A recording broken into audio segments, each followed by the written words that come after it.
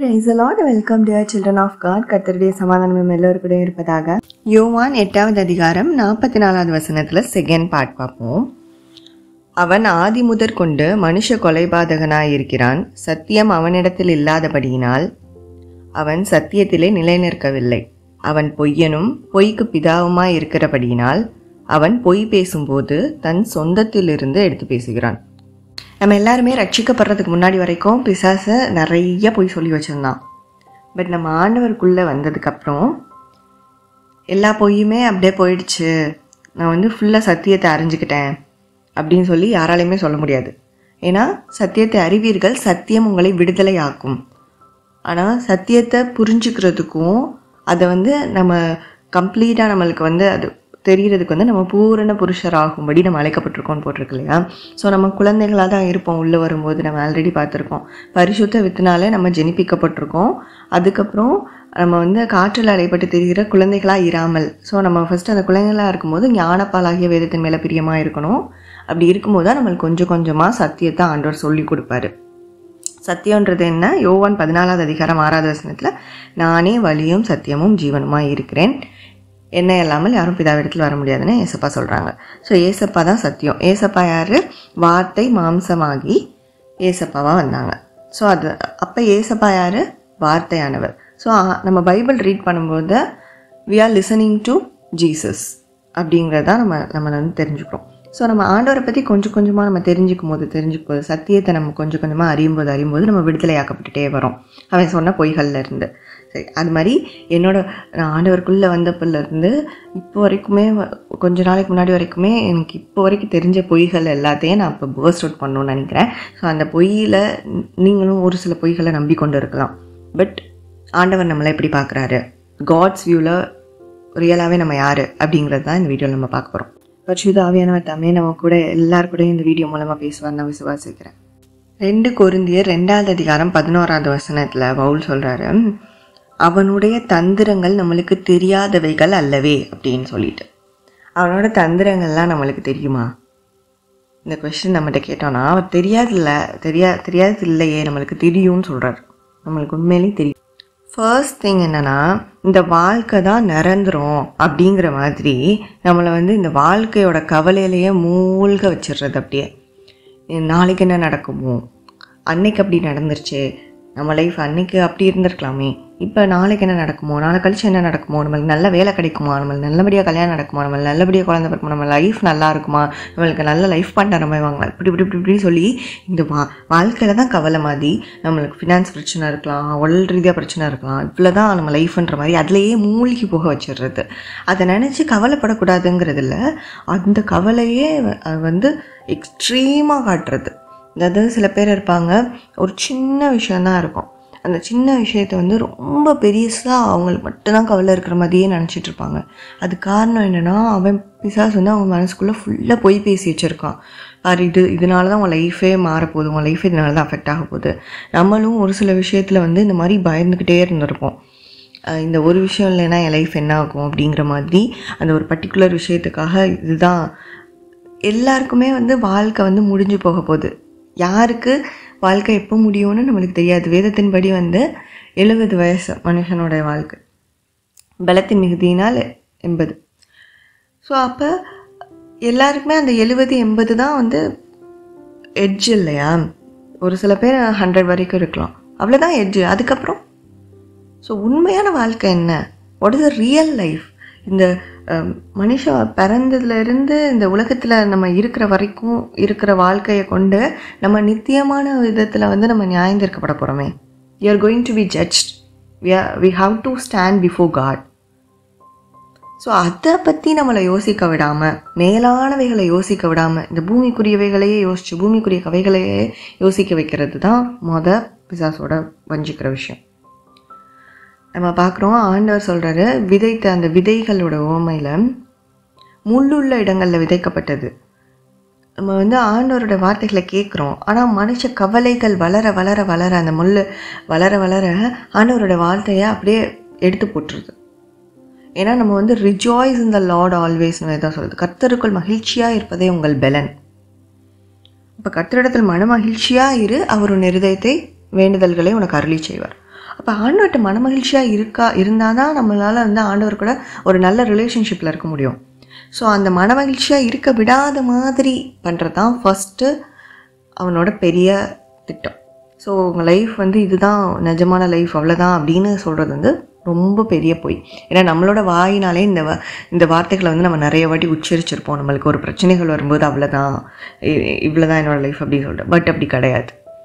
ஆண்டவர் தான் வந்து ஜீவனுமானவர், வழியை நம்மளுக்கு ஜீவனை கொடுக்குற தேவன், அவர் ஜீவனுள்ள தேவன். ஸோ ஆண்டவர் மேலே நம்பிக்கை வைக்கணும். நம்ம இந்த லையை வந்து இது ஒரு பொய் அப்படிங்கிறத தெரிஞ்சு நம்ம அதை கடந்து போக ஆவியானவர்கிட்ட பலன் கேட்போம். ரெண்டாவது, பாவம் விஷயத்தில் வந்து 2 கேட்டகரி. ஃபர்ஸ்ட் கேட்டகரி வந்து நீ தப்பு பண்ணிட்ட அவ்வளோதான், நீ இனிமேல் தேவன்கிட்டயே போக முடியாது, ஆண்டவர் பரிசுத்தம் உள்ளவர், நீ இவ்வளோ பெரிய பாவியாக இருக்கிற, ஆண்டவர்கிட்டயே போக முடியாதுன்ற கேட்டகரி ஒன்று. இன்னொரு கேட்டகரி வந்து ஆண்டவர் தான் நம்மளோட பாவத்துக்காக மறித்து உயிரோடு எழுந்துட்டாரு, அவருடைய ரத்தத்தினால நம்ம ஞானஸ்தானம் எடுத்துட்டோம், ஸோ இனிமேல் நம்ம என்ன பாவம் செஞ்சாலும் ஆண்டவர் மன்னிச்சிருவார்ல அப்படிங்கிற ஒரு விஷயம். இது ரெண்டுமே பொய் தான். நம்ம வேதத்தை அதிகமாக வாசிக்கும் போது அந்த சத்தியம் வந்து நம்மளை இந்த பொய்கள்லேருந்து நம்மளை விடுதலையாக்கி கொண்டு வரும். எப்படின்னா ஆண்டவர்கிட்டக்க போக முடியாது அப்படிங்கிறது வந்து வேதம் சொல்லலை. வேதம் என்ன சொல்லுதுன்னா, நீங்கள் அடிமைத்தனத்தின் ஆவியை பெறாமல் அப்பா பிதாவே என்று கூப்பிடத்தக்கதான புத்திர சுவீகாரத்தின் ஆவியை பெற்றிருக்கிறீங்க. நம்ம வந்து தேவனுடைய பிள்ளைகளாக இருக்கிறனால தைரியமாய் கிருபாசன தண்டையில் வர கடவும் அப்படின்னு சொல்லியிருக்கு. ஸோ கிருபாசனம்ன்றது தான் வந்து மகாபரிசுத்த ஸ்தலத்தில், அது அந்த பழைய ஏற்பாட்டில் இருக்கிற மகாபரிசுத்த, அதில் வந்து பிரதான ஆசாரியன் மட்டும் தான் போக முடியும்.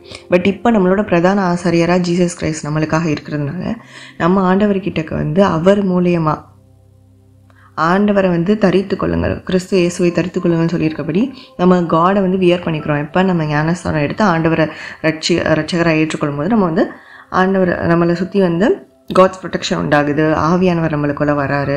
ஸோ அப்புறமே ஜீசஸ் கிரைஸ்ட்டை தரிச்சு கொள்கிறோம். அப்போ நம்மளால் வந்து நம்ம பாவம் பண்ணிட்டோன்னா ஆண்டவர்கிட்டக்க போகணும்.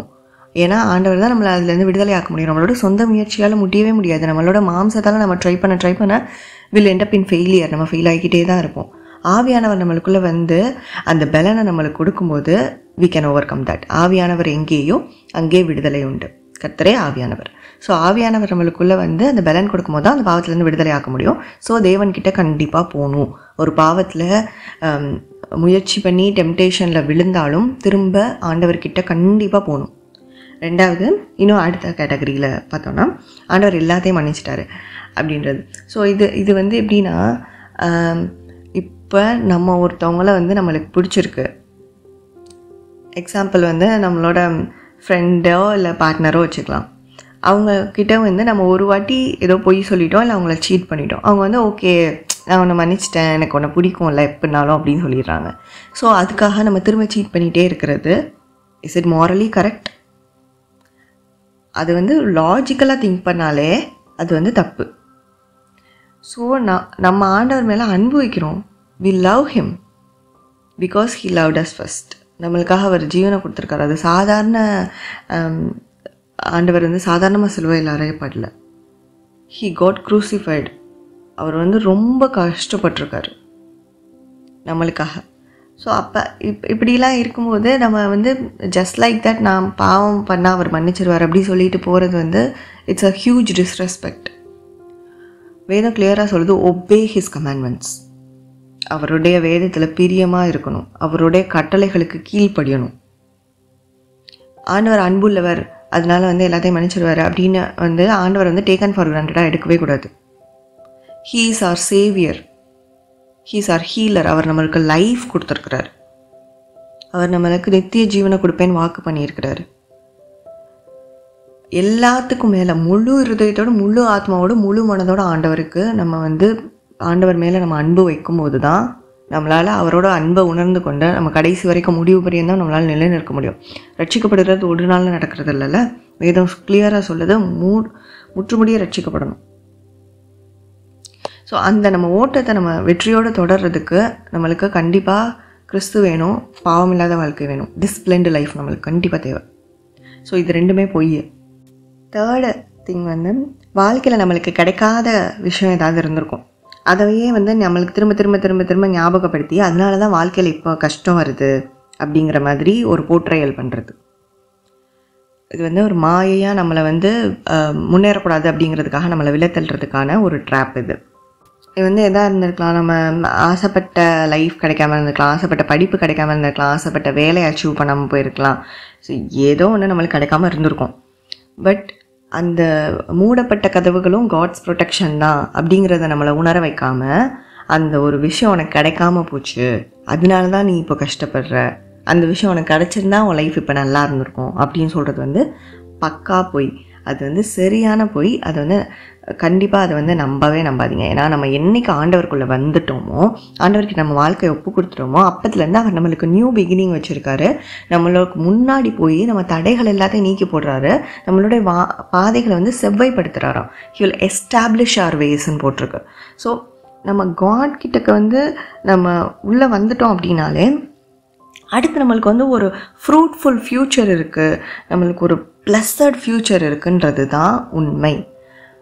அதுக்கு முன்னாடி நடந்தது எல்லாத்தையும் வேதம் சொல்லுது, கர்த்தர் நம்ம அதுக்கு முன்னாடி செஞ்ச பாவங்களையும் காணாதவர் போல இருக்கிறாராம். ஏன்னா அதுக்கு முன்னாடி வரைக்கும் நம்ம இருள்லையே இருந்தோம். ஆனால் இப்போ நம்ம எதுக்கு வந்துட்டோம்னா வெளிச்சத்துக்கு வந்துட்டோம். ஸோ வெளிச்சத்தின் பாதையில் வந்து எல்லாமே ஆண்டவர் வந்து நம்மளை வந்து கரெக்டாக கூட்டிகிட்டு போயிடுவார். அவரை கரத்தை நம்ம பிடிச்சிக்கிட்டோம் அப்படின்னா, உன்னை விட்டு விலகுவதும் இல்லை, உன்னை கைவிடுவதும் இல்லைன்னு சொல்லியிருக்காரு. கண்டிப்பாக நம்மளுக்கு கிடைக்காத விஷயங்களை பற்றி நம்ம யோசிக்கவே கூடாது. அடுத்து என்ன ஆண்டவர் என்ன கொடுக்க போகிறாருங்கிறத மட்டும் முன்னோக்கி மட்டும் யோசிச்சுட்டே போகணும். 4th லை, கர்த்தர் உண்மையாக இருக்கிறாரு அப்படின்னா நம்மளோட லைஃப்குள்ளே வந்து பிரச்சனையும் வரக்கூடாது. நம்ம கிறிஸ்டியன் லைஃப்குள்ளே வந்துட்டோம், once we accept Christ as our சேவியர்னா நம்ம லைஃப்பில் ப்ராப்ளமே வரக்கூடாது. கிடையவே கிடையாது. அப்படி சொல்லவே இல்லை. நான் உங்களுக்கு இளைப்பாறுதல் தருவேன்னு ஆண்டவர் சொல்லியிருக்காரு. இதில் இருக்க டிஃப்ரென்ஸ் வந்து நம்ம புரிஞ்சுக்குவோம். ஃபஸ்ட்டு வந்து நம்மளை ஏதோ ஒரு பிரச்சனையில் தான் ஆண்டவர் தூக்கி அடிச்சிருக்கலாம், இல்லை நம்ம சுவிசேஷம் கேட்டு நம்ம ரட்சிக்கப்பட்டிருக்கலாம். பட் ஆண்டவருக்குள்ளே வந்ததுக்கப்புறம் பிரச்சனை இல்லை அப்படின்னு சொல்கிறது வந்து சுத்தமாக வந்து சத்தியத்துக்கு புறம்பானது. சத்தியம் என்ன சொல்லுதுன்னா, ஆண்டவரே என்ன சொல்கிறாரு, சிலுவை பின்பற்றி கொண்டு என் பின்னாடி வாங்க, ஆனால் அது உங்களுக்கு இலகுவாக இருக்கும்னு சொல்கிறாரு. லைக் வருத்தப்பட்டு பாரம் சுமக்கிறவர்களே நீங்கள் எல்லாரும் என்கிட்ட வாருங்க, நான் உங்களுக்கு இளைப்பாறுதல் தருவேன்னு சொல்கிறாருல ஆண்டவர். அப்போ அந்த வருத்தப்பட்டு பாரம் சுமக்கிறவங்க வந்து நம்ம வந்து நம்மளோட கவலைகள் எல்லாம் கர்த்தரிடத்துல வச்சிடணும். அவர் நம்மளை ஆதரிப்பார்னு வேதம் சொல்லுது. அவர் நம்மளுக்கு ஆறுதல் செய்வார் அப்படின்னு சொல்லுது. He'll comfort us. நம்ம வந்து இப்போ மனுஷங்கிட்ட போனோம்னா அவங்க நம்மளை கன்சோல் பண்ணுவாங்க, ஆறுதல் சொல்லுவாங்க. ஆனால் ஆண்டவர் வந்து ஆறுதல் செய்வார். ஸோ நம்மளுக்கு சமாதானங்கிறது வந்து ஆண்டவருக்குள்ளக்க இருக்கும். நம்ம இப்போ ஆண்டவருக்குள்ளே இருக்கும்போது நம்மளுக்கு மனசுக்குள்ளே நம்மளுக்கு சமாதானம் இருக்கும். ஆனால் சுற்றி போராட்டம் இருக்க தான் செய்யும். பட் வி நோ நம்மளுக்கு வந்து மாம்சத்தோடும் ரத்தத்தோடும் போராட்டம் இல்லை. நம்மளுக்கு வந்து துரைத்தனங்களோட அதிகாரங்களோடும் வானமண்டலங்களுக்கு பொல்லாத ஆவிகளின் சேனைகளோடும் நம்மளுக்கு போராட்டம் உண்டு. ஆனால் அவைகளுக்கு எதிர்த்து நிற்கிற திராணி உள்ளவர்கள் ஆகும்படி நம்ம ஆவிக்குரிய சர்வாயுத வர்க்கத்தை அணிஞ்சுக்கொள்ளணும். ஆண்டவருடைய வார்த்தை நம்மளுக்கு இருக்குது. தேவன் பரிசுத்த ஆவியானவர் கைட் பண்ண நம்மளுக்கு கூட இருக்காரு. ஸோ இதுதான் ரியாலிட்டியே தவிர பிரச்சனையே வரக்கூடாது, எல்லாமே ஸ்மூத்தாக போகணும் அப்படிங்கிறது கிடையவே கிடையாது. அடுத்த விஷயம், நம்மளுக்கு வந்து தனிமை உணர்வு, ஒரு லோன்லினஸ்ஸு, அப்புறம் பயம், இல்லாட்டினா வந்து நம்மளுக்கு யாருக்குமே நம்ம மேலே வந்து அன்பு இல்லை, நம்ம வந்து ஒரு ஒதுக்கப்பட்டவங்க, எல்லாராலையும் வெறுக்கப்பட்டவங்க அப்படின்ற மாதிரி ஒரு பின்பத்தை வந்து நம்மளுக்கு கொண்டு வர்றது. இது வந்து நம்ம லைஃப்பில் எல்லாருமே ஏதாவது ஒரு பாயிண்டில் வந்து ஃபீல் பண்ணியிருப்போம். சுற்றி நிறைய பேர் இருப்பாங்க, பட் நம்மளை வந்து தனியாக விட்டுட்ட மாதிரி, நம்ம மட்டும் லோன்லியாக இருக்க மாதிரி, யாருமே நம்ம கூட இல்லாத மாதிரி, நம்மளுக்கு தேவைப்படுற நேரம் நம்மளோட லோவஸ்ட் பாயிண்டில் வந்து யாருமே நம்மளை நேசிச்சவங்க கூட இருக்க மாட்டாங்க. அப்போ யாருமே நம்மளை நேசிக்கலையோ, எல்லாரும் நம்மளை ஒரு தேவைக்காக யூஸ் பண்ணிக்கிறாங்களோ, அந்த மாதிரி சுச்சுவேஷன்ஸ் வரும் லைஃப்பில். ஸோ அந்த மாதிரி சுச்சுவேஷனை வந்து அவன் அட்வான்டேஜ் எடுத்துக்கிட்டு என்ன சொல்லுவான்னா, உன்னை வந்து நேசிக்க யாருமே இல்லை, நீ தனியாக இருக்கிற. ஆனால் வேதம் சொல்லுது, நம்ம எப்பயுமே தனியாக இல்லை. தேவனாக இருக்கிறத நம்மளோட கூடயே தான் இருக்கிறாரு. நம்ம ரட்சிக்கப்பட்ட நாள்ல இருந்து ஆண்டவன் நம்ம கூடயே தான் இருக்கிறாரு. நம்மளை காக்கும்படிக்கு தேவ தூதர்களுக்கு கட்டளையிட்டு இருக்கிறாரு. ஸோ நம்ம ஒவ்வொரு நிமிஷமும் ஒவ்வொரு நொடியும் நம்ம மூச்சு விட்டுட்டு நம்ம வாழ்ந்துக்கிட்டு இருக்கிறதே வந்து தேவனுடைய கிருபை தான்.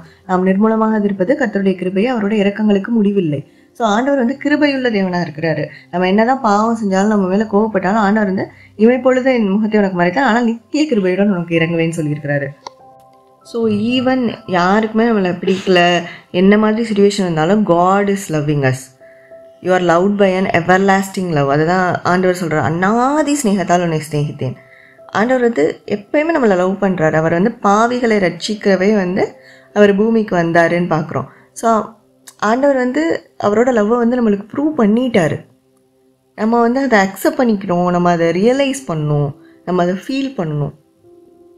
அடுத்த விஷயம், நம்மளுக்கு ஒன்றுமே நம்ம வந்து எதுக்குமே லாய்க்கல, நம்ம வந்து ஒரு வேஸ்ட்டு அப்படின்னு நினைக்க வைக்கிறது. அப்புறம் ஒரு பயம் கொண்டு வர்றது, நம்மளால் எப்படி இந்த சொசைட்டியில் சர்வை பண்ண முடியுன்ற பயம் கொண்டு வர்றது. அதுக்கப்புறம் வந்து முடியாது, என்னால் பண்ண முடியாது, எனக்கு நடக்காது, அவ்வளோதான் அப்படி சொல்லி எல்லாமே நெகட்டிவ் தாட்ஸாக கொண்டு வருது. இந்த நெகட்டிவ் தாட்ஸாக கொண்டு வந்து நெகட்டிவ் வேர்ட்ஸாக நம்மளை பேச வைக்கிறது. ஸோ சுற்றி இருக்கிற என்விரான்மெண்ட்டே டாக்ஸிக் ஆக்கிடுவோம் அப்படியே நம்ம. இந்த மாதிரி கொண்டு வர்றது வந்து பிசாசோட என்னன்னா, ஏன்னா வந்து வீணான சிந்தனைகளுக்கு நம்ம விலகி இருக்கணும்னு வேதம் சொல்லுது. ஸோ இந்த சிந்தனைகள் எல்லாம் அவன் கொண்டு வந்து போடுவான். ஃபஸ்ட்டு என்ன சொல்கிறான், ஒரு பயத்தை கொண்டு வருவான். பாரு, உன் லைஃப்பில் நீ இப்படி ஒரு சுச்சுவேஷனில் இருக்கிற, எப்படி நீ அடுத்த சொசைட்டி ஃபேஸ் பண்ண போகிற, இப்படி உன்னோட லைஃப்பில் நீ முன்னேற போகிற, நெக்ஸ்ட் என்ன பிளெஸ்ஸிங் உனக்கு கிடைக்க போகுது, பாரு மற்றவங்களுக்குலாம் பிளெஸ்ஸிங்ஸ் கிடச்சிருச்சு, உன் ஃப்ரெண்ட்ஸோட லைஃப்லலாம் அது நடந்துச்சு, உன் லைஃப்பில் இன்னும் நடக்கலை இப்படின்னு சொல்லிட்டு சம்மந்தமே இல்லாமல் ஏதாவது ஒரு ஒரு கலையை கொண்டு வந்து போடுவான் மனசில். நம்மளுக்கு அப்போவே வந்து கர்த்தருடைய வார்த்தையை சொல்லி அது வந்து ஓவர் கம் பண்ண தெரியணும். இல்லை, தேவன் வந்து என் கூட இருக்கிறாரு, அவர் என் கூட இருக்கும்போது அவர் வந்து எல்லா விருதாவாக தேடுங்கன்னு நான் சொல்லலை, அவர் தம்மை தேடுகிறவருக்கு பலன் அளிக்கிறார், கிரியைகளுக்கு தக்க பலன் உண்டுன்னு சொல்லியிருக்கிறார், அவரோட செட்டிலிங்க்கு வந்த எனக்கு அவரால் நிறைவான பலன் உண்டு அப்படின்னு விசுவாச வார்த்தைகள் அந்த டைமில் நம்ம பேசி தேவனுடைய வசனங்களை அறிக்கை செய்ய நம்ம பழகிக்கணும். அப்படி பண்ணும்போது நம்மளுக்கு இந்த மாதிரியான பிசாசு போடுற விதை வந்து வேர் விடாது. நம்ம ஆண்டவரோட வார்த்தைகளை பேச பேச அறிக்கை செய்ய செய்ய நம்மளுக்குள்ள ஒரு தைரியம் வந்துடும். ஸோ இதுதான் உண்மை, இதுதான் சத்தியம், சத்தியம் நம்மளை விடுதலை ஆக்குது அப்படிங்கிறதுக்கு ஒரு சாட்சி வந்து நம்ம வந்து அதை நம்பி ஆண்டவருடைய வார்த்தைகளை நம்பி அதை அறிக்கை செய்யும்போது இந்த பிசாசு போடுற இந்த எண்ணங்களெல்லாம் நம்ம அதுலேருந்து வெளியே வந்துடலாம். மரண பயத்தை சில பேர் கொண்டு வருமா, சில பேருக்கு வந்து அப்படியே முடங்கி போகிற மாதிரி ஒரு இடத்துல உட்காந்து அழுதுகிட்டே இருப்பாங்க, சோகமாகவே இருப்பாங்க. இதெல்லாம் வந்து பிசாசோட அவன் சொல்கிற பொய் தான். நம்மளுக்கு வந்து தேவன் இருக்கிறாரு, அவர் வந்து வானத்தை பூமியும் உண்டாக்கினவர், வானம் எனது சிங்காசனம் பூமி எனது பாதப்படின்னு சொல்கிறார். அவ்வளோ பெரிய தேவனை we are serving a living God. அடுத்த போய் என்னன்னா, நம்மளுக்கு உலகத்துல இருந்து நம்ம கெயின் பண்ணியிருப்போம், அறிவு நாலேஜ் நம்ம கெயின் பண்ணியிருப்போம்ல. ஸோ அதை வச்சு நம்மளை வந்து காடை கொஷின் கேட்க வைப்போம். இப்படி இருக்கே அப்படின்னா அப்போ காட் எப்படி இருப்பார்?